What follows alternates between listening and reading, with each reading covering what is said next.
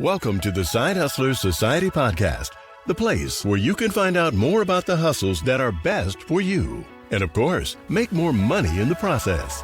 Elijah has been in the gig economy and freelance space for over 8 years and has done over 4,000 deliveries on Uber Eats. Has several video editing clients, many properties on Airbnb, runs multiple YouTube channels, and is the author of the best-selling book, The Anatomy of Financial Success.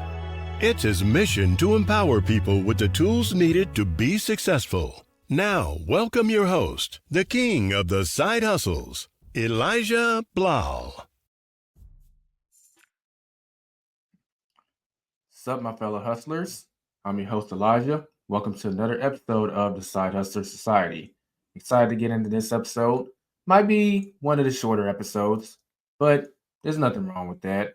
Before we go ahead and dive heavy into it, you'll see that a lot of people that are actually checking out the podcast aren't actually subscribed to us on YouTube. So if you could do me a favor and hit that subscribe button, it'd be greatly appreciated. We're looking to grow the podcast channel significantly this year so we can do more episodes and bring you more value. But in order for us to do that, we do need to see a little more engagement so we can spend more money on the podcast, get more guests, and upgrade it. So if you can give a thumbs up to the video and subscribe if you're new, or subscribe if you're not subscribed yet, greatly appreciate it, and we'll be able to take this even further than what we've been doing.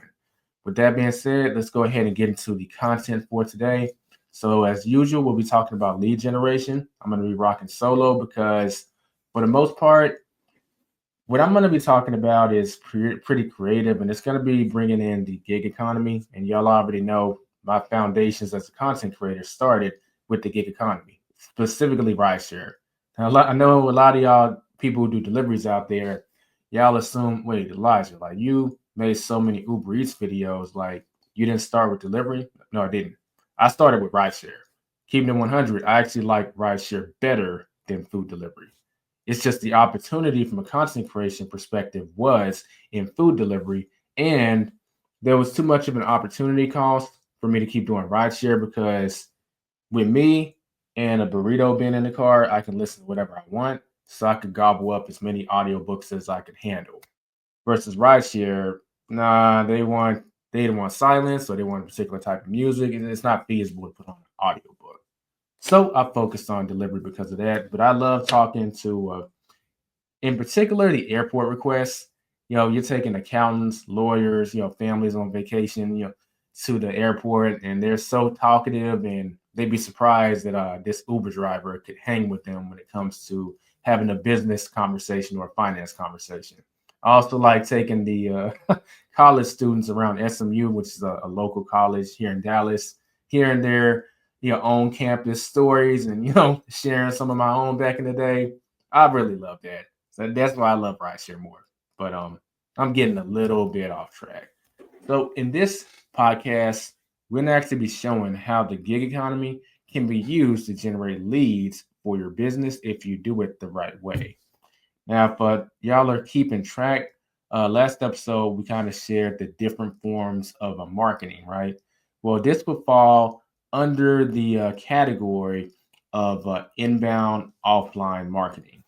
Reason being is that some of the tactics I'm going to be talking about are going to be bringing customers or potential customers or clients to you with very, very, very little effort and really expense, since the gig economy is going to provide the opportunity for you to do that. There will be some tactics that will fall under the outbound offline marketing too. But that's what we're going to be going into.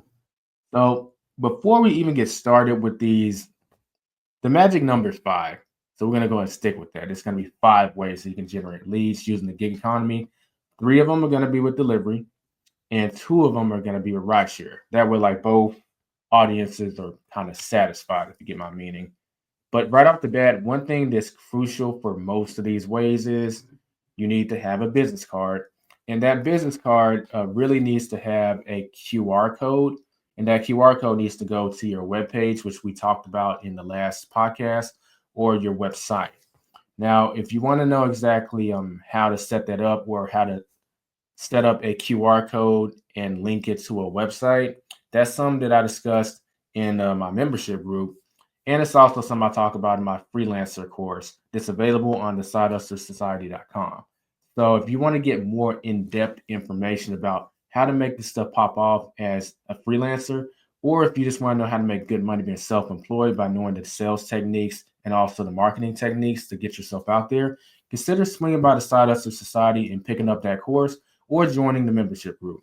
But with that being said, if you don't know the stuff I just said, you can actually Google it. So Google QR code and how to put a website in a QR code.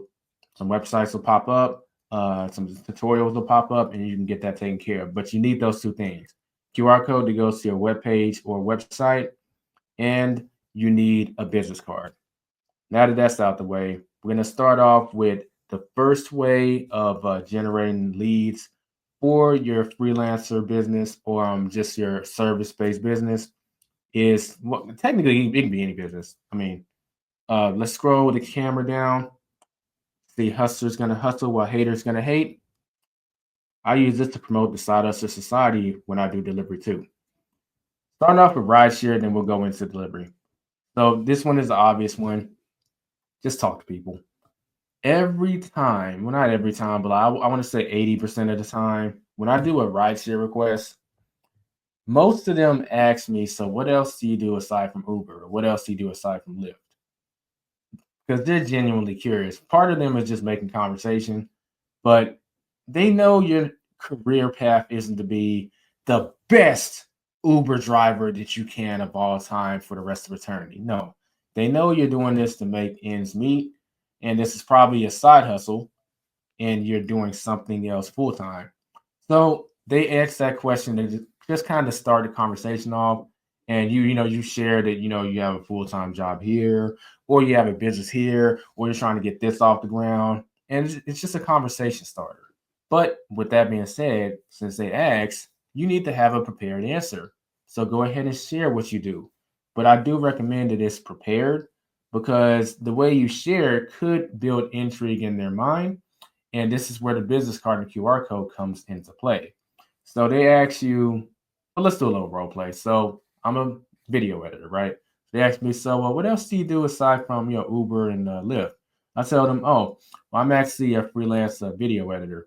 I got my start by doing YouTube for a good while, and once my channel got monetized, I saw that there are people that needed those skills that I developed as a video editor because you're not going to get monetized on YouTube if you can't keep someone's attention for more than 8 seconds. So you really got to know how to work that footage, add B-roll and this kind of stuff to keep people visually engaged. I started doing that for other people and getting paid for it. So that's how I kind of ended up semi-sliding into becoming a professional video editor. Gotta be quiet.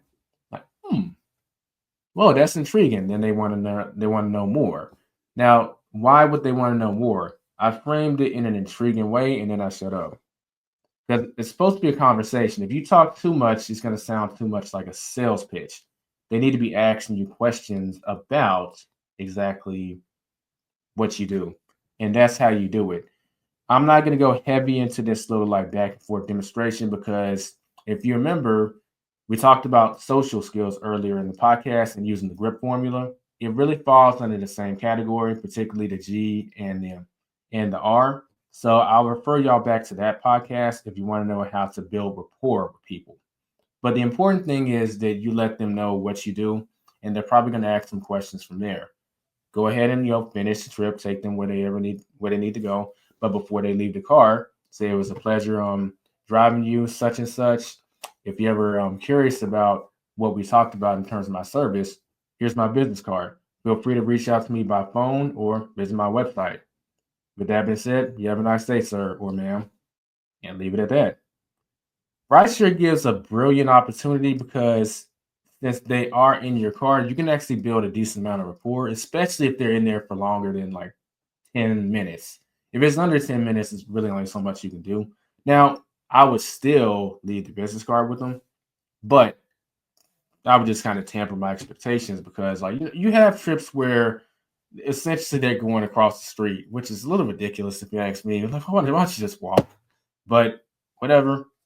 They wanted to take an Uber or Lyft across the street.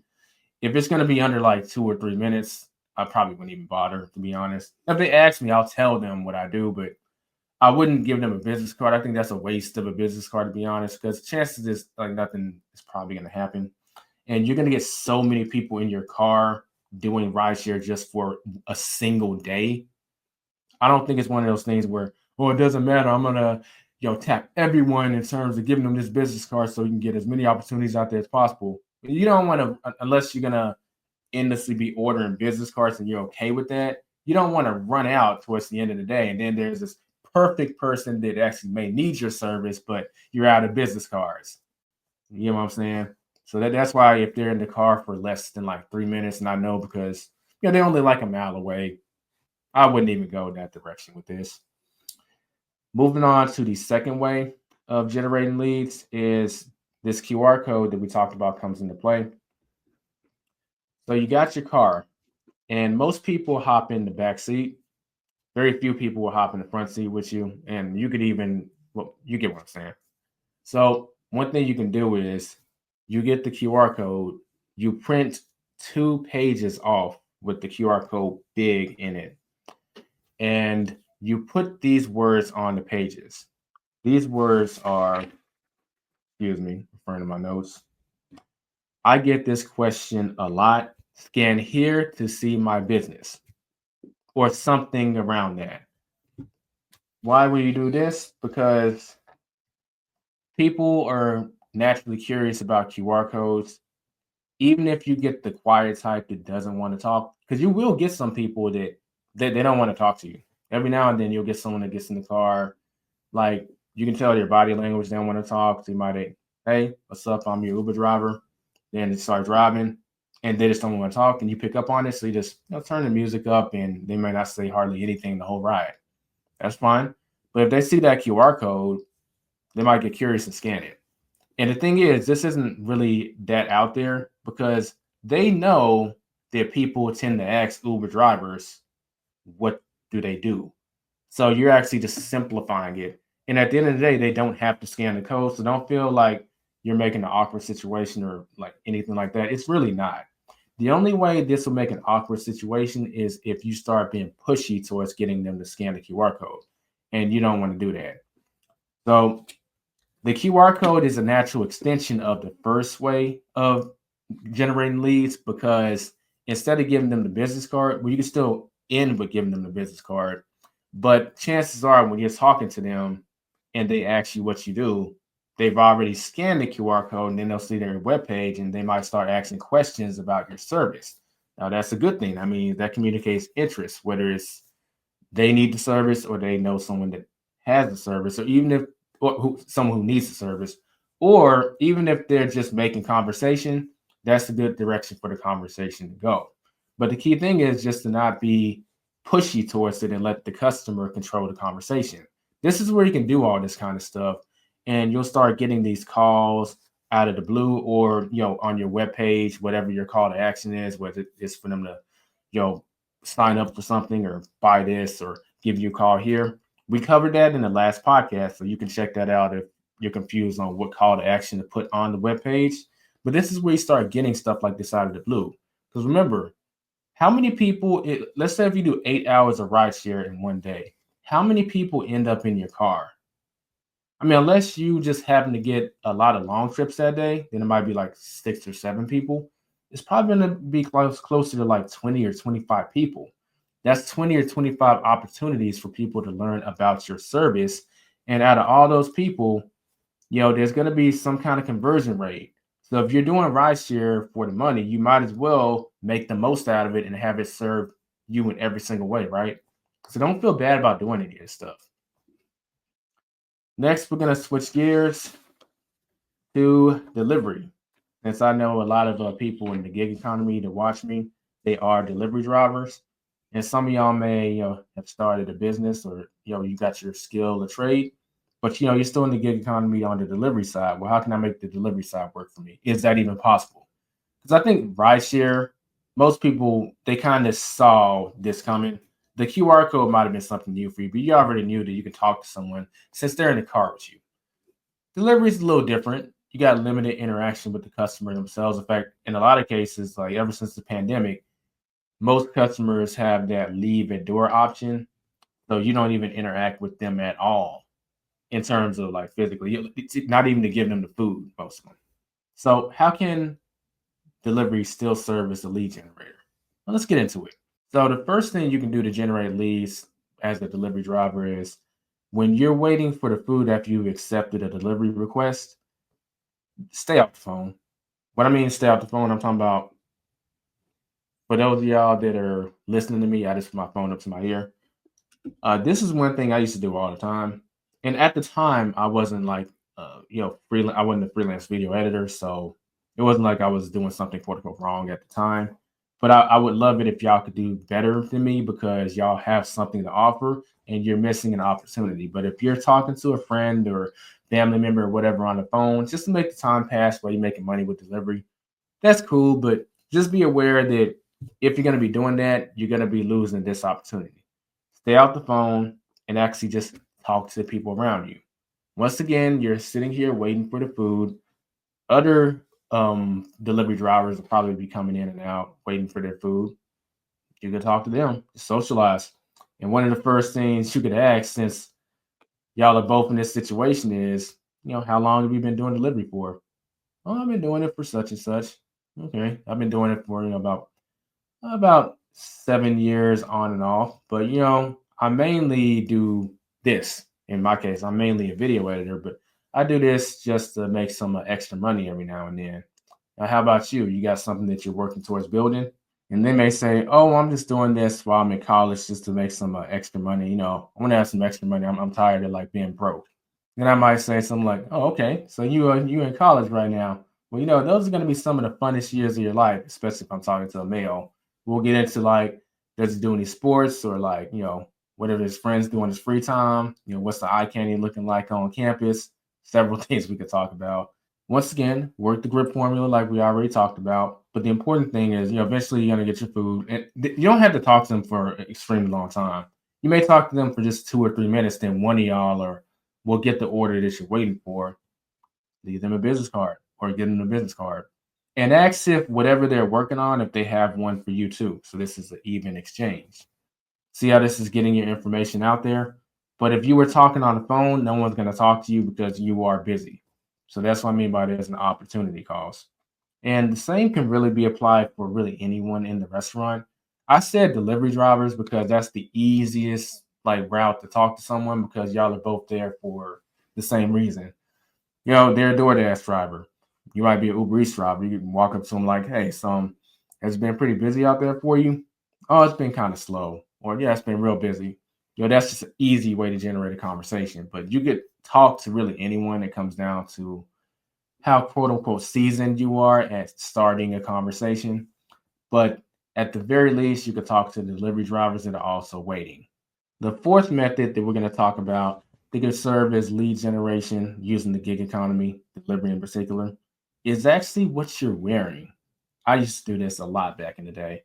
So I have it on the screen right now. And this wasn't for my freelance stuff, like I said, but it was for the app lifestyle, which is what this channel used to be called. It used to be called the app lifestyle before it was called the Side Hustler Society. But you see on the merch, essentially this is a lead generation, not just for the app lifestyle, but back in the day, you make a lot of money with Uber or Lyft mainly Uber referrals, where if you refer someone and they do a certain amount of trips, Uber will pay you for that. I'll just let the money on the screen, speak for itself. But with that being the case, this shirt would draw a lot of attention, like not just from people who are already doing like delivery, but like just in general, like, "Wow, that's so. What do you do? Oh, okay. So you make money from your phone? Well, what ways can you make money from your phone?" I'm going to lead the conversation to how much money I make doing Uber Eats, and I can show them how much money I make literally on the spot because you can just pull out your phone and just go to your earnings. They get intrigued, and I tell them, "Well, you could do this in the sign up process," which I have video. They're still up, but I have videos on how to sign up for Uber. And essentially, they would sign up for Uber and do their trips, and I would get paid for it.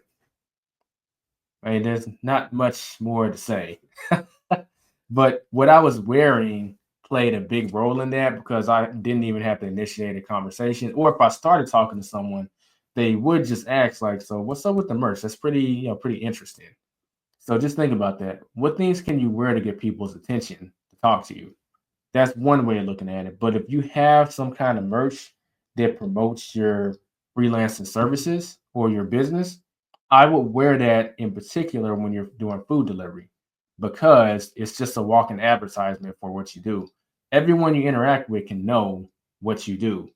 And if they're interested, they're going to ask you some questions. Free advertisement.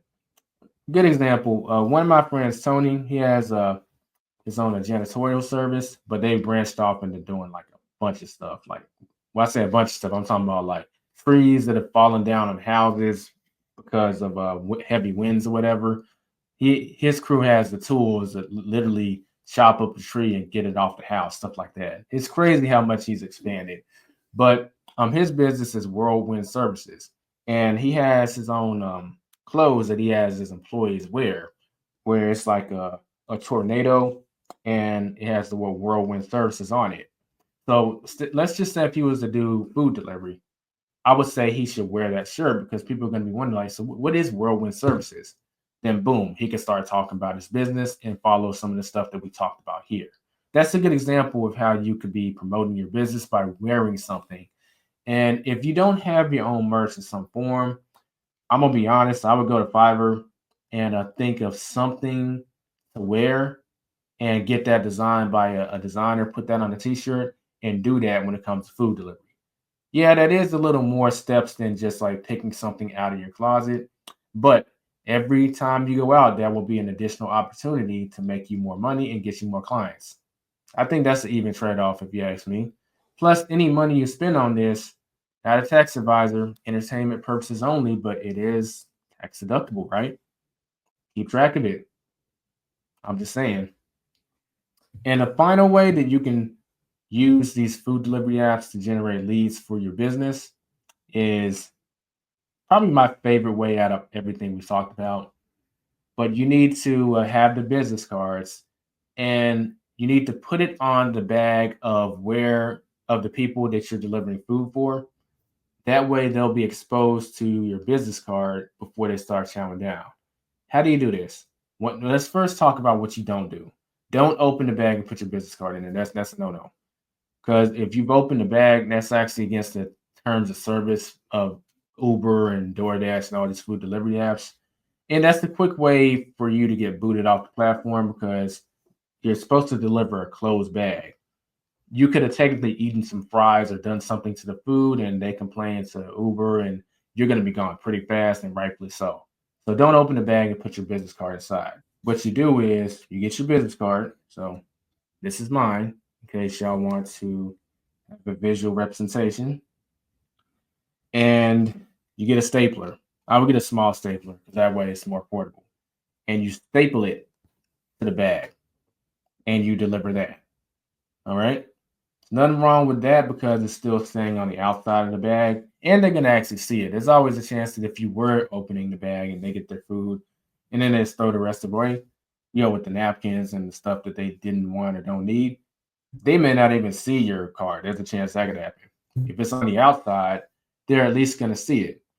Now, I'm not saying that every single person that sees your card is going to look at it and scan the QR code. This stuff tends to give like a relatively low conversion rate, like maybe 3 to 5%.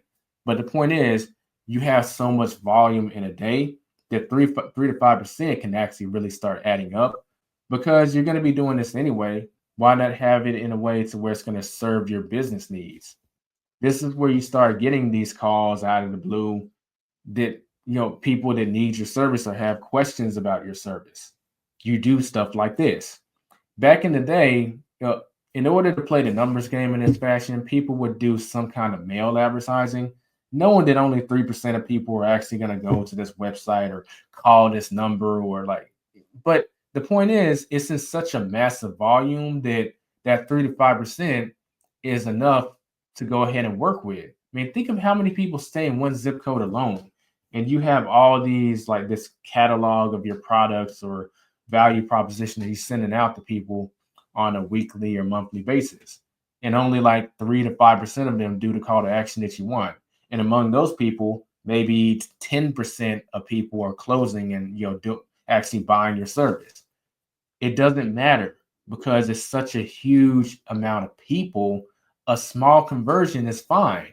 I mean, anytime the colder a lead is, the smaller a conversion is going to be because they know you less and less. But the point is to do as many as possible in terms of numbers, and you'll be fine. That's the whole concept of this show, is really a way of hitting the numbers in a creative way using the gig economy, because you're going to be coming into contact with a lot of people by default. Why not just have this work for you?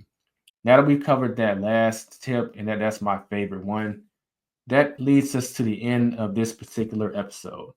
Let me know which tip did you find the most intriguing and you're excited to implement for your business. This has been Elijah with the Side Hustler Society. Don't forget to subscribe if you're new. We're really looking on, trying to build our subscriber base so we can put more effort and energy into the show for y'all. And don't forget to like the video as it helps us with the YouTube algorithm. I will catch y'all later. Be sure to be safe and be profitable, everyone. This episode may be over, but your hustling journey has just started. Visit thesidehustlersociety.com to access all links and resources mentioned in the show that will help you on your hustler's journey.